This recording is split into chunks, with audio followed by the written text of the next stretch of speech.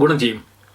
So first of all ഞാൻ നേരത്തെ പറഞ്ഞ പോലെ ലൈമ് നമ്മൾ ഇട്ടേക്കുന്നുണ്ട്, അതിൻ്റെ ആ ഫ്ലേവർ ശരിക്കും ഇറങ്ങിയിട്ടുണ്ട്. നമ്മൾ മിക്സ് ചെയ്യുമ്പോഴാണ് ഇത് ശരിക്കും ഇറങ്ങുന്നത്. നേരത്തെ ഞാൻ 2-3 തുള്ളി മാത്രമേ നമ്മൾ ഒഴിച്ചുള്ളൂ. സോ അധികമായിട്ടുള്ള ലൈമിൻ്റെ ആ പുളിയോ കാര്യങ്ങളും വരില്ല നമ്മൾ അങ്ങനെ ചെയ്ത് കഴിയുമ്പോൾ. മുഴുവനായിട്ട് ലൈം നമ്മൾ പിഴിഞ്ഞൊടിച്ച് കഴിയുമ്പോൾ ഭയങ്കരമായിട്ടുള്ള ഒരു പുളിയോ കാര്യങ്ങളൊക്കെ വരും. സോ അതൊന്നുമില്ല, അതിന് നല്ലൊരു ഫ്ലേവർ വന്നിട്ടുണ്ട്. രണ്ടാമത് നമ്മുടെ പുതിനയില നമ്മൾ ഇട്ടേക്കുന്നത്. ഈ പുതിനയില ഇട്ടേക്കുന്നതിൻ്റെ കൊണ്ട് ആ ഒരു ഫ്ലേവർ എന്ന് പറഞ്ഞാൽ ഗംഭീരമായിട്ടുള്ള ഫ്ലേവറാണ്.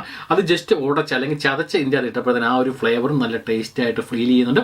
പിന്നെ നമ്മൾ അവസാനമായിട്ട് ഇട്ടേക്കുന്ന നമ്മുടെ തക്കോലം. സോ ഞാൻ ഒരിക്കൽ കൂടി പറയാം, തക്കോലം എന്ന് പറഞ്ഞാൽ നല്ല ഒരു സ്പൈസിയാണ്.